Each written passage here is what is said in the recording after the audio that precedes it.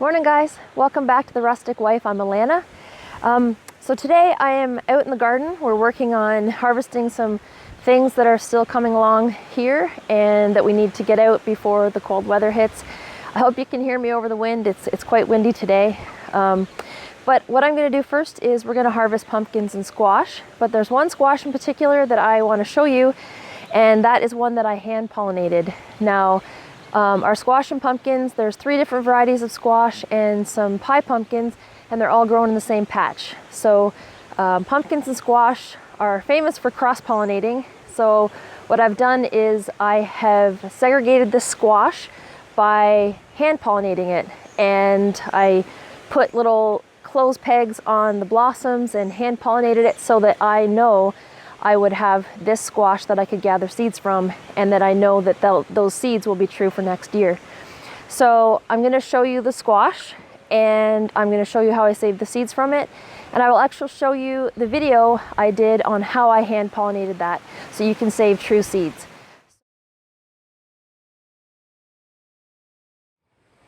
Now, if you want to hand pollinate your plants for other reasons other than lack of pollinating insects, let's say if you maybe want to save seeds from your favorite squash plant, you're going to have to first off make sure it's either open pollinated or heirloom. It can't be a hybrid variety. Well, it can be a hybrid variety, but you're not going to get that same true seed the next year. Now, even though my squash plant is open pollinated, it can still get cross-pollinated by my bees or other pollinating insects. So that's why I want to ensure that I find a female blossom that hasn't opened yet, and a male blossom or 2 male blossoms that haven't opened yet. You have to pick these blossoms out in the afternoon because they will open at dawn and close at dusk. So if you come out here at dusk looking for some blossoms that haven't opened, a lot of them look like they haven't, but they've already previously been opened and likely pollinated. So I'm going to show you how I look for the blossoms for starters and clip the ends, and then tomorrow morning I'll come out and show you another little step that I take to ensure that I know that I have that right particular squash or pumpkin, whatever you're planning to save seeds from.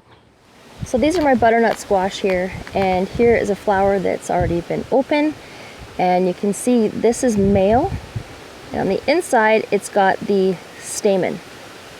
That is the reproductive part of the male flower. So here's another one right here. You can see here, full of cucumber beetles, of course, but there's a stamen right there.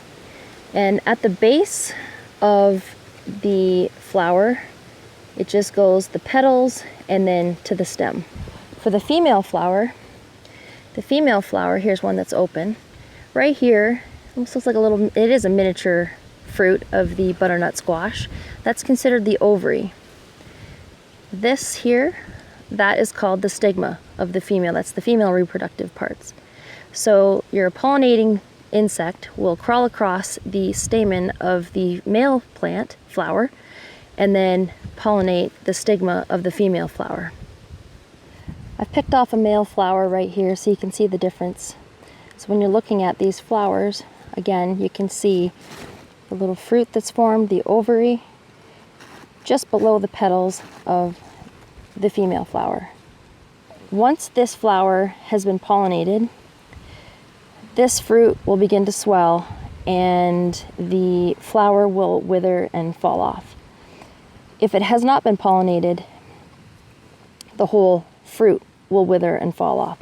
When you're choosing the flowers that you're going to use for your hand pollination in your cucurbit family, for any of those really, you want to make sure, I mentioned before about you want to make sure if it's a male or female flower, and this one here you can see is the male because there's no ovary there.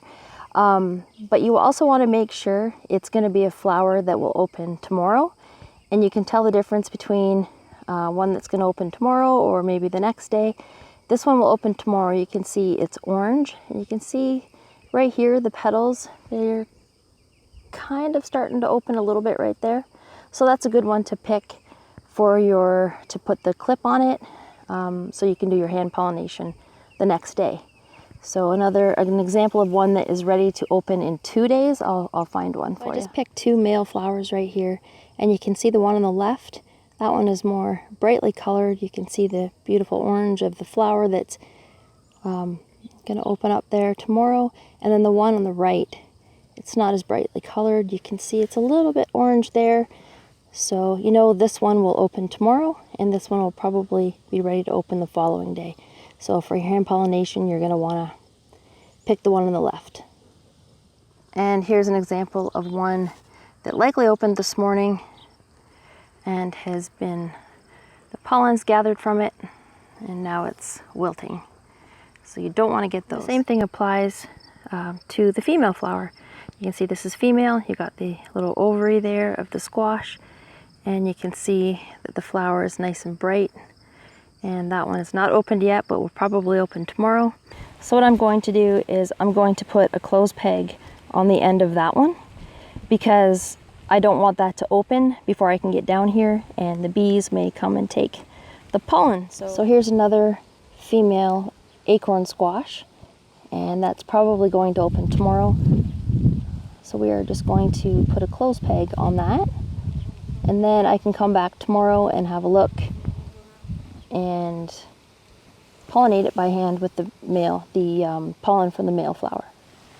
So here's a really nice one. It hasn't quite opened. It looks like it's just about to. So we will try that one too. So it might be a good idea to maybe mark the area where you have your flowers that you're going to pollinate. I'm right beside the fence here, so I'm just going to put a clothes peg so I remember where to go. If you're not anywhere near a fence, you can just put like a stake with a ribbon tied on it so you remember where to go. So otherwise you'll be searching forever. You have to be careful too when you're looking for your blossoms that haven't opened yet. Because I have 4 different varieties of pumpkins and squash in here, I have to just watch where they're growing. So for instance, I just mentioned that I only have one open pollinated variety, everything else is hybrid. So I have my acorn squash here, or pepper squash, but also right beside it, looks like it's growing from the same plant, is a dumpling squash. That one's hybrid, so I don't want to try to save seeds from that one. So you just have to really make sure you have the proper fruit and flowers from the proper plant that you're looking for. All right, it's the next day, and I'm just gonna jump in the patch here and check on those blossoms that I put the clothespins on yesterday, and we're going to hand pollinate those. First, I'm gonna grab the male blossoms that I closed with those pegs. Here we go. See these blossoms? They would have opened this morning if I had have not put those pegs there. So I'm just gonna actually take these blossoms right off. You can use a paintbrush or a Q-tip, but they're just gonna wither anyway. They're just gonna fall off. So I'll just take these 2 over to where my female blossom is. So you can see this female blossom, again, that would have opened this morning, and the bees or other pollinating insects would have fertilized it. So I've got these 2 male flowers here. I'm going to take the pegs off. I'm actually just going to open it. There you go. You can see all the pollen in there. I don't know if it's focusing or not. So I'm just going to take that. I'm going to take this peg off. I'm just going to open this female flower here.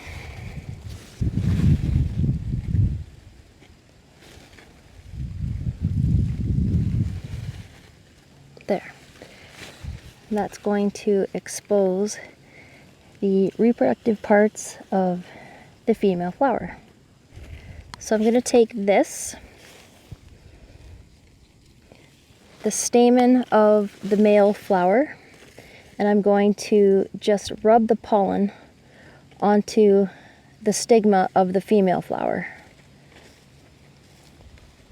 So it's easy just to take the petals right off. You want to get all of that pollen from the stamen onto the stigma. So it's all coming off nicely there. There's even some on the petals, so I'm just going to use that.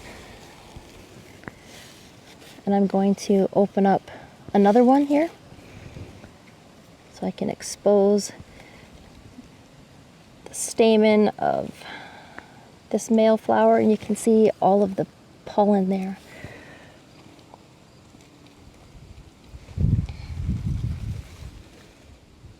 Just get it all over. So we can ensure a proper fertilization of this squash. Okay, so I'm going to close back up the petals of the female flower because I've already pollinated it.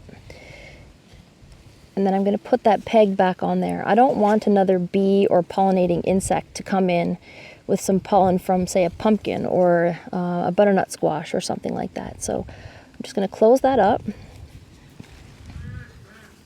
So I'm going to check back in a couple of days and see how this is making out. If this swells, we'll know that the pollination worked and this flower will start to wither. But I'm just going to keep this on here for now, like I said, because I don't want any other pollinating insects to get it. I'm also going to tie a red ribbon right beside it, right here. I don't want to tie it right around the little stem. I don't want it to, when it grows, to make it drop prematurely, but I'm just going to tie this ribbon here just so that I know that this is the one that I want to save the seeds from. And just in case this peg falls off, or maybe the dog will come and steal it, because that is something that Otis would do. So then I'll know it's that one right there. So when the peg comes off and the flower withers off, I'll know that this is the squash that I want to collect the seeds from, because I'll know that they will be true seeds for next year. So this is day 3, and you can see our flower is starting to wilt a little bit, and the ovary is still staying green, so that's a good sign. Usually they'll go yellow and start to wither a little bit. So keep our fingers crossed that we got it pollinated properly. We're going to check on our squash and see how the pollination went. And I'm pretty sure this one is taken. You can see, oh, the flower just came off. And the squash, the little ovary, it has swollen quite a bit, so I'm pretty confident this is going to turn into a squash. So we'll keep checking on it.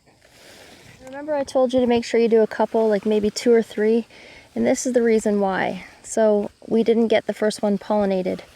You can see oops, I broke the stem off. You can see the flower has wilted, and so is the squash.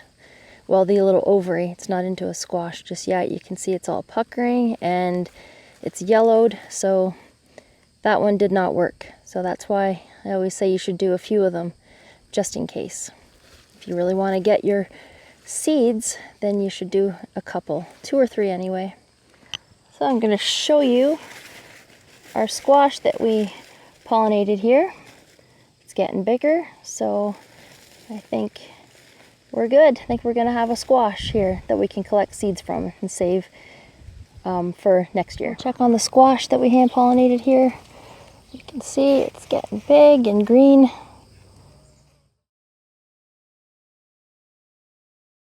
So I'm going to get started by showing you the squash, and I've got my pruning shears.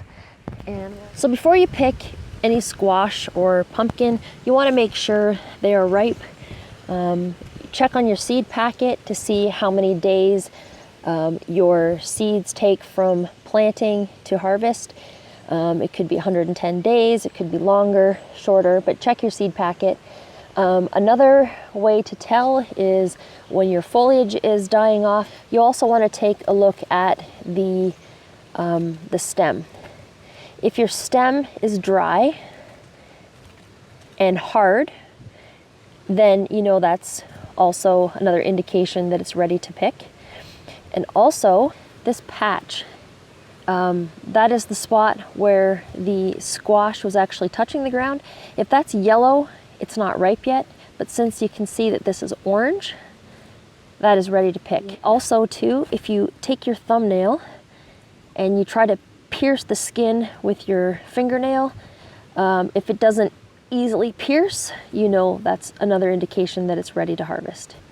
So we're going to take this squash and I'm going to cut it open and we'll save the seeds from this. All right, I'm back in my kitchen. I have this squash all washed off. I'm going to cut it in half, scoop out the seeds, dry them, and save them. Once they're dry, I'm going to put them in a little envelope, label them, what kind and what date I harvested those, and then I'll know for next year that I'm going to have seeds that will produce a squash like this. I'm just going to take off the stem, and we're going to cut it in half so we can get at those seeds. And like I said before, the skin should be quite hard, which this is. And I'll cook this squash for supper tonight, so there's no waste.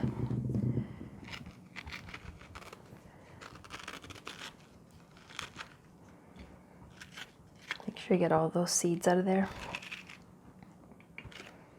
Look how beautiful that is, isn't that lovely? Just gonna pop all these seeds out of this pulp. You'll be able to tell the ones that are mature. These young ones at the end, you can see they're kind of hollow, very, very thin. And you want to make sure all the seeds are viable that you save. I'll keep this pulp for the chickens.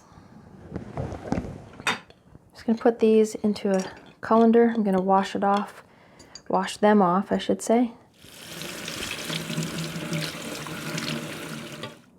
I rinsed off the seeds in the colander, but I've put them in a bowl of water because if your seeds are viable, they'll sink to the bottom, but the ones that aren't will float to the top, and I'm going to show you those. So you can see the ones that are at the top, those seeds will not sprout for next year. I just have a slotted spoon here. I'm just going to scoop these ones off. I just have a plate with some parchment paper down here and then some paper towel. So what I'm going to do is drain those seeds out of the water, and most of the pulp is off of the seeds. It'll dry eventually if there's a little bit left there. But then I'll just put them on the paper towel to absorb any moisture right away. And I actually don't like storing these on the paper towel because once they dry, I find the paper towel sticks to them and it's hard to get it off. That's why I dry mine out on parchment paper. There, so you just want to store these out of direct sunlight for about 5 to 7 days until they're completely dry, and then you can store them in an envelope. And like I said, label it, and you've got seeds for next year. So I hope you find that video helpful. If you want to save some seeds this year, if you have a patch of squash that's nowhere near another variety, and it's also an open pollinated variety, you can go ahead and save those seeds too. Or same goes for pumpkins or anything else that's kind of off on its own. But if you want to try hand pollinating and saving true seeds next year, I hope those steps that I showed you that I did earlier, hand pollinating my squash, will help you. Thanks a lot for stopping by and joining me today. I hope you enjoyed today's video. If you did, please consider subscribing. And hit that like button, that helps me out a lot, and I will continue putting out more videos, and I'll see you again next time.